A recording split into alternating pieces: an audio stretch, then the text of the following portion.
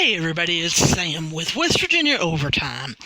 And a couple weeks ago, many of you were brought to our site on us putting up different tweets and different comments and different articles that were started at the Woodrow Wilson Greenbrier East girls basketball game.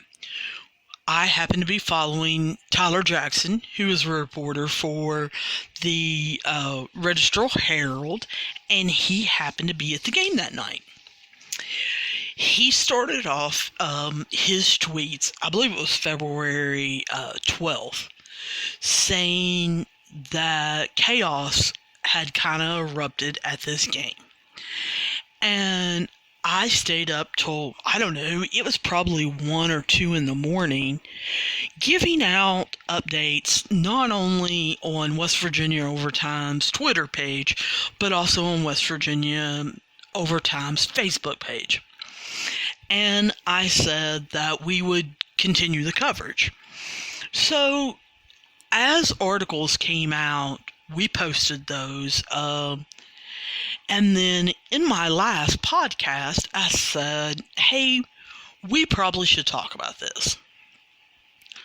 What I wanted to do, though, is kind of let everything simmer down, kind of find out what exactly went down from different sides, and really just to talk to people in the basketball community about what had happened, what they feel, and where basketball has came. And I'm going to be real honest with you. The reason why I've been putting off this podcast is because I'm not sure that we've came very far. Let's recap kind of the story as it goes.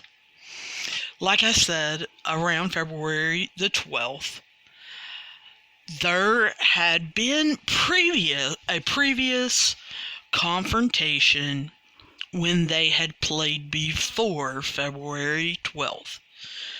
It is the understanding of pretty much everyone involved that they believe he is a dad, but a fan of Greenbrier East that had caused some problems with some of the comments that he had yelled at the first game. During the second game, which was February 12th, it is my understanding that this same fan, the same Greenbrier East fan or dad, was yelling some of the same comments and even more, let's say, racial comments towards the Woodrow Wilson bench, the Beckley bench. And a scuffle happened behind the Woodrow Wilson bench. This led to Beckley's coach, Coach Brian Neighbors, which is their head coach, to take his team off the court. He stated to the WSSAC that he was a little nervous and afraid for his team since that scuffle had happened, and he wanted to remove them from the situation. From what Tyler Jackson reported, the referees held them in their locker room and tried to basically get the disturbance and the crowd settled down for about 15 to 20 minutes. During this time, Governor Justice, who is our West Virginia governor, but he is also the head coach of the girls basketball team at Greenbrier East, went to them and asked for a forfeit. He stated that Woodrow Wilson's team had left the court playing area, had left their bench, and therefore they were forfeiting the game. Like I said, when the referees talked to him, Coach Brian Neighbors stated that he was nervous and scared for his team's safety. The referees felt like they could not get this game back under control and suspended it, which then threw it basically into the WVSSAC Rules and Regulations Committee up in Parkersburg for them to make decisions. However, after that ruling was made and the referees told both coaches that they were giving it to the SSAC and that any film that they had needed to be turned over and FedEx to the SSAC, and that they would also have to need to get statements from to the SSAC. Tyler Jackson of the Register Herald spoke to Governor Justice that night. He recorded his conversation. If any of you would like to hear that conversation, it is up on West Virginia Overtime. You just need to go back to February 12th. Tyler Jackson tweeted that audio out, and we got his permission to put it up on West Virginia Overtime. In that, Governor Justice, also Coach Justice, who is the head coach of Greenbrier East girls basketball team, he gave the following statement, and I quote, "I hate to say it any other way, but honest to God's truth is the same thing happened over at Woodrow 2 different times out of the Woodrow players. They're a bunch of thugs. The whole team left the bench. The coach is in a fight. They walked off the floor. They called the game." On that following Wednesday, the governor then released another statement and said, "My definition of thug is clear. It means violence, bullying, and disorderly conduct." Now, the Assistant Executive Director, Greg Reed of the WVSSAC, made a statement and stated that 5 players from Woodrow Wilson's team had been suspended for 2 games. And he made a point to say that the reason why they were suspended was because they left the playing area and the bench area. There was film given to the SSAC that these 5 players were identified to have went behind the bench near where the scuffle was. And it is wrote very clearly in the basketball rules that no player at no time may leave the bench area or the playing area. He stated that this was a very black and white issue, that if you leave, then you're suspended. If you stay, then you're not. So since they left the bench area and the playing area, then they are automatically suspended. It is my understanding that Woodrow Wilson chose not to appeal this decision because they didn't have any grounds. There was film of these 5 players leaving that area. It is also my understanding that the SSAC is continuing their investigation.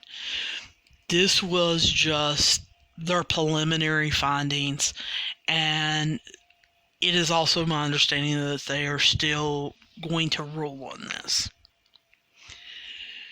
They then followed up with the West Virginia State Police, and they stated that a summons, or I should say summons as in plural, were issued for Dante Neighbors for disorderly conduct and obstructing an officer, and that Stephen Damon was issued a summons for disorderly conduct,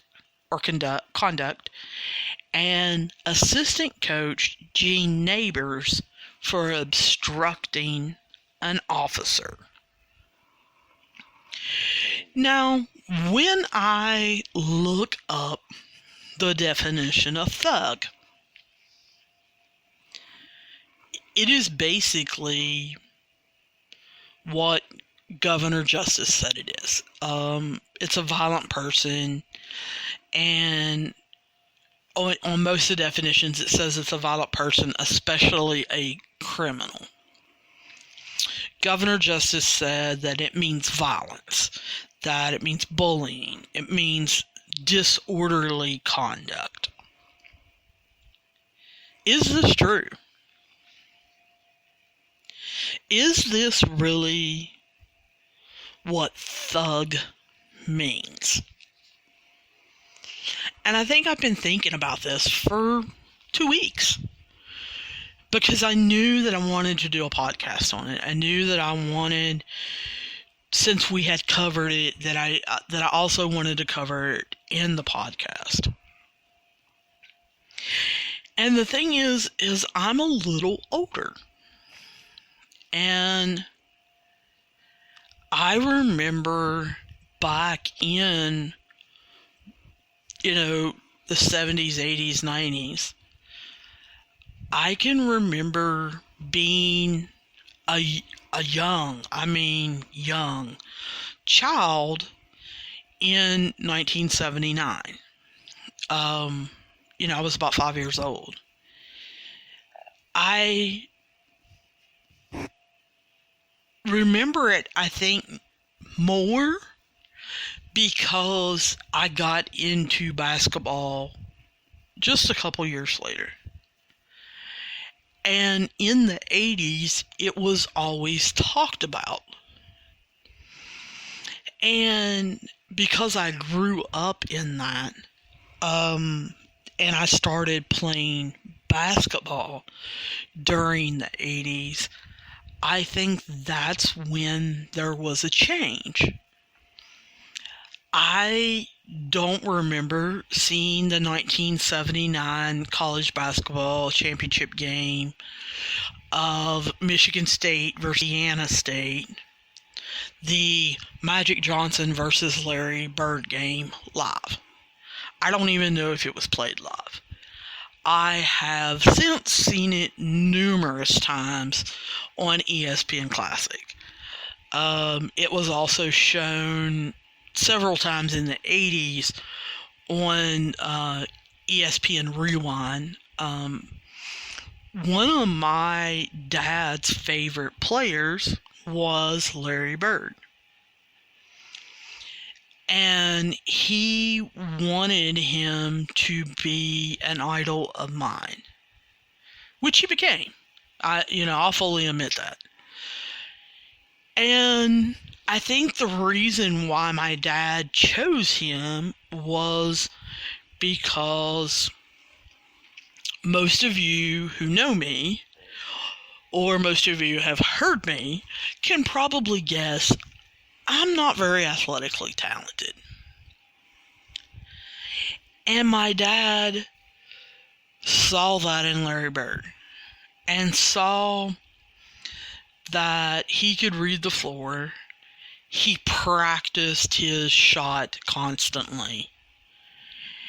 And he could make passes happen before the cut was even made by seeing the floor or defensively helping his teammates out by reading what the offensive player was going to do. So as my dad coached me in midget league and helped me through middle school and high school, that was something that he really preached to me. Of course, the other player that was coming up at the time was Magic Johnson. My dad had the ultimate respect for Magic Johnson. He saw not only how athletically gifted he was, but how smart he was. And how Magic could take on different roles at different times in a game. I think the most unbelievable game that my dad ever pointed out to me was when Kareem Abdul-Jabbar got hurt and Magic Johnson actually, as a rookie, played center for the Lakers. And throughout the years, like I said, my dad pointed out how smart Magic Johnson was with his basketball IQ. And how his passing was just unbelievable. And how he could drive gaps at just the right times that would create angles. However, at this time,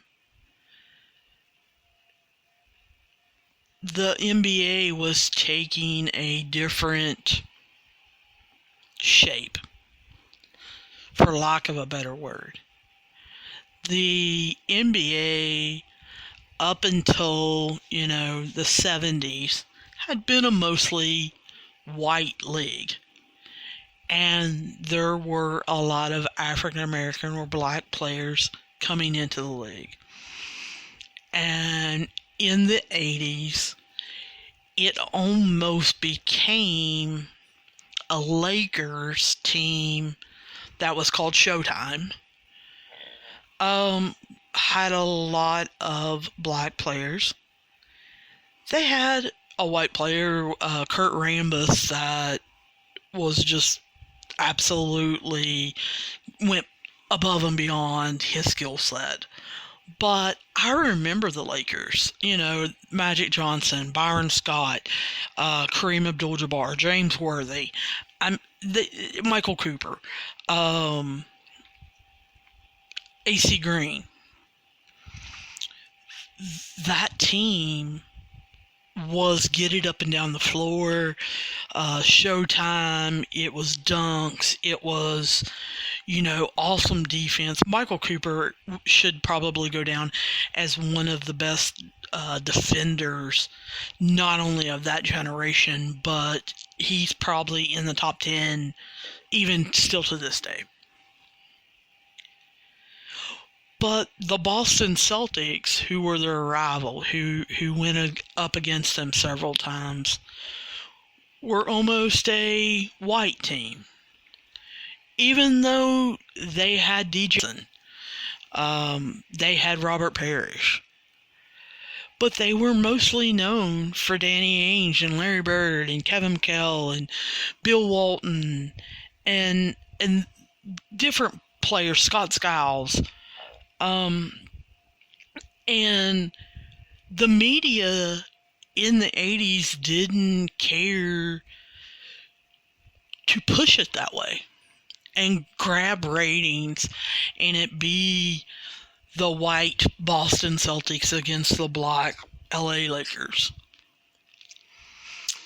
And they even kind of even pushed Boston being a racist city. And I remember that. And I'm so thankful that my dad especially, but the people around me did not push that on me. And pointed out that both teams had their faults, but both teams also had their greatness.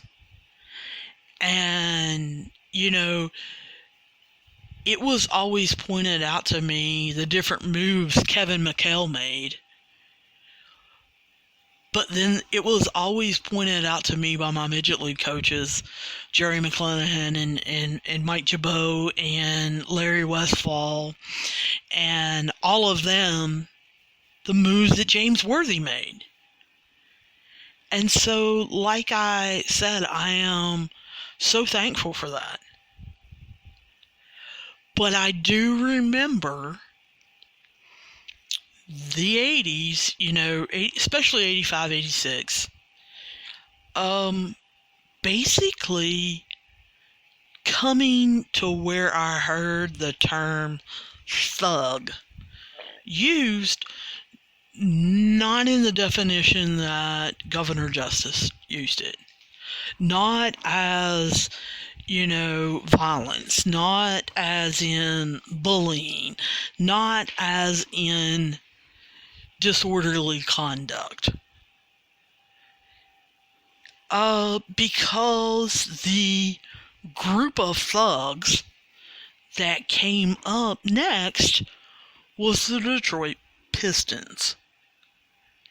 And, you know, you had all of these great games between the Boston Celtics and the LA Lakers, but then it changed. And like I said,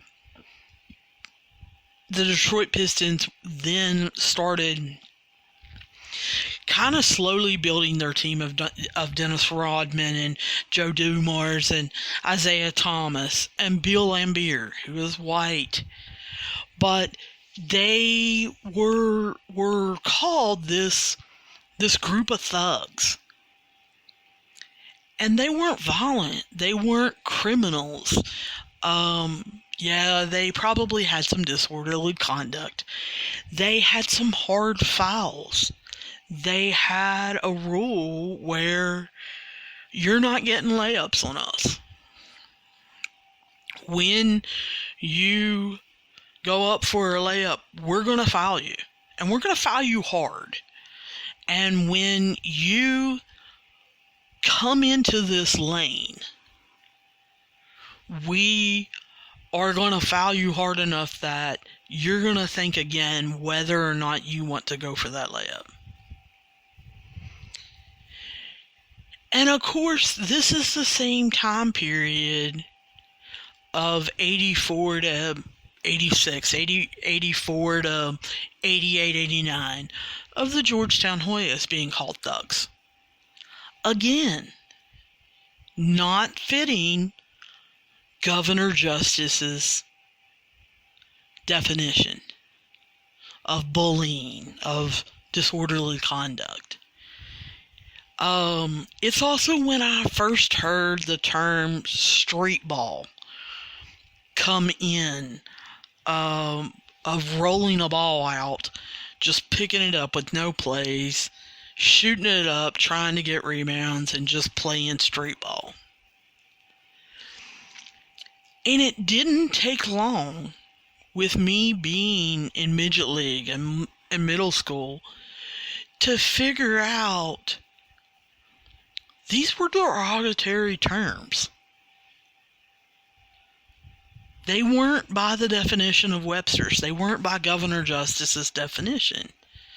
People meant this in a derogatory way. You know, and when I hear basketball coaches use it in that way, it's usually in a derogatory manner. We had the 80s of the Chicago Bulls. where people didn't call them thugs. People didn't call them street ball.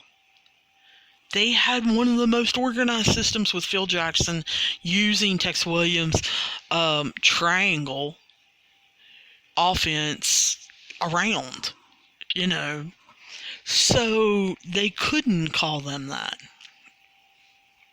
But it's something that I've grown up with. And living in,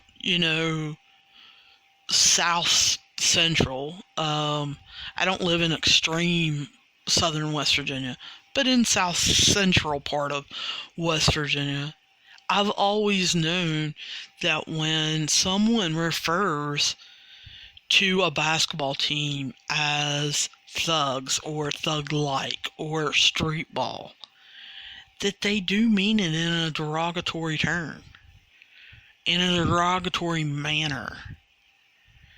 It's not something that they're praising somebody for.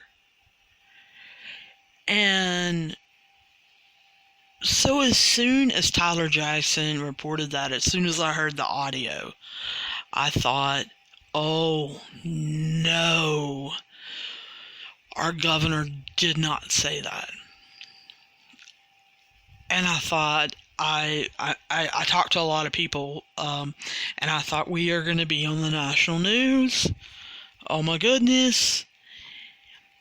And then, like I said, Governor Justice came out a couple days later with his statement where he thought it meant bullying and disorderly conduct, and because they had left the bench and they had did this and did that, then they fit that term.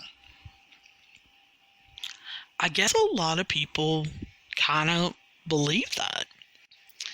I mean, that's the only conclusion that I can come to, is that nationwide, they believe that. They thought that the governor was correct because it wasn't made into a big, huge deal.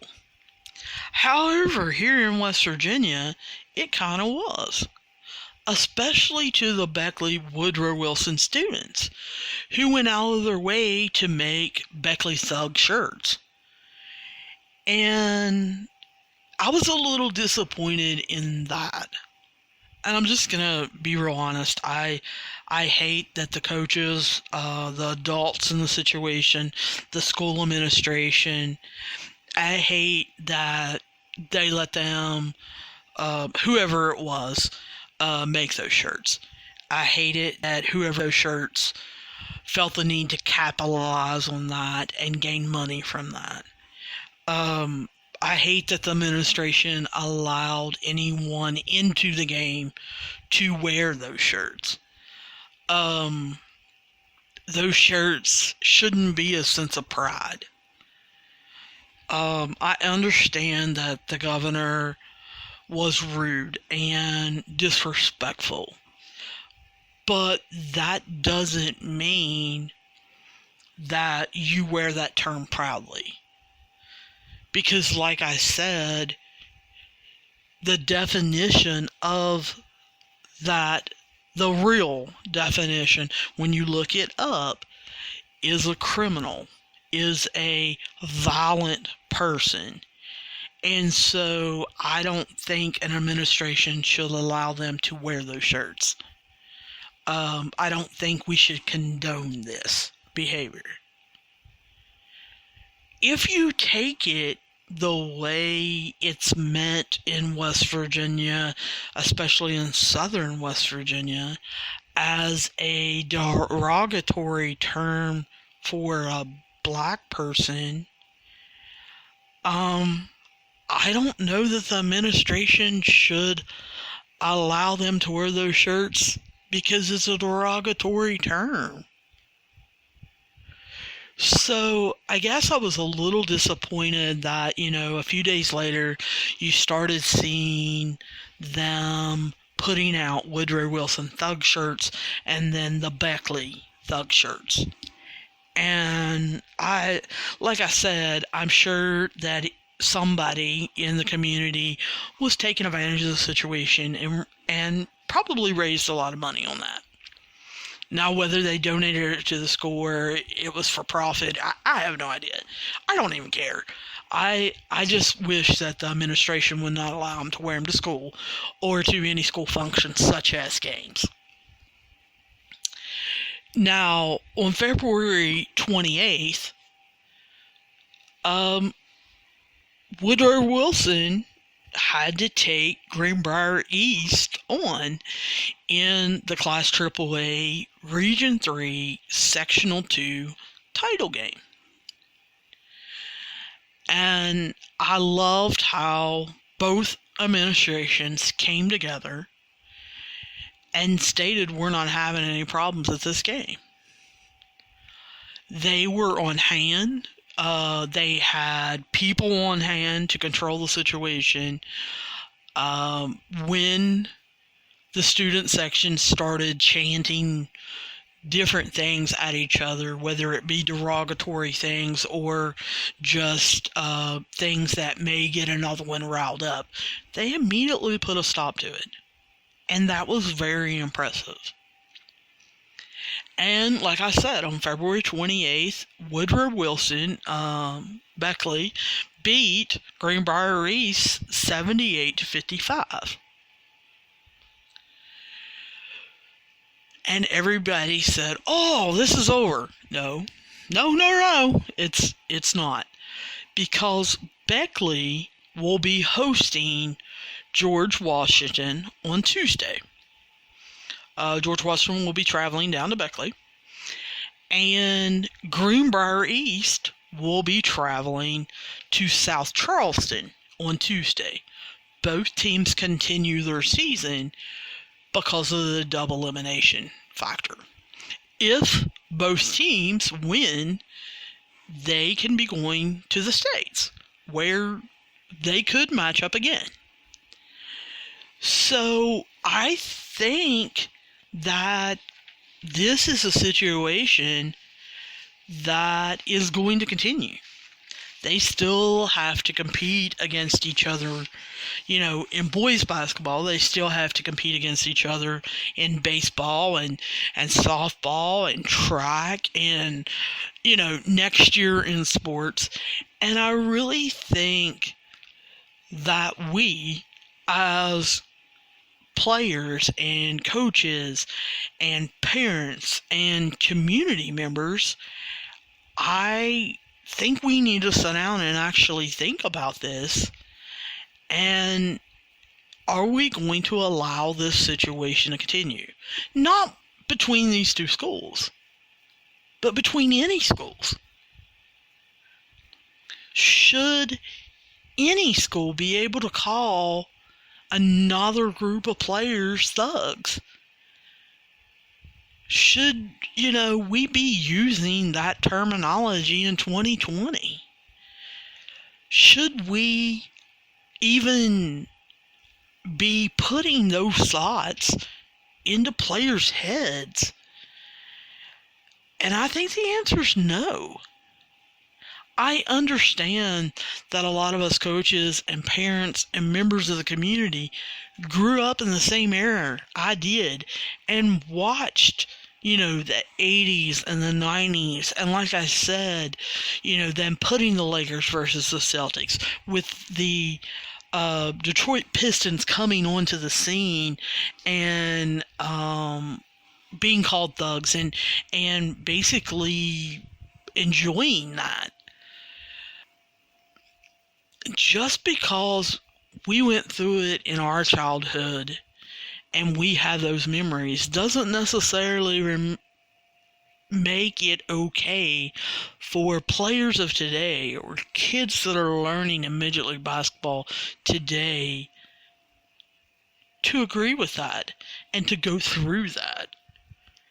I hope that as West Virginians, that we can really sit down and think about this and kind of band together and say, we're not going to teach this to our future generations. We're not going to let them become involved in this. The time is way past letting the word thug be used in a derogatory manner by anyone.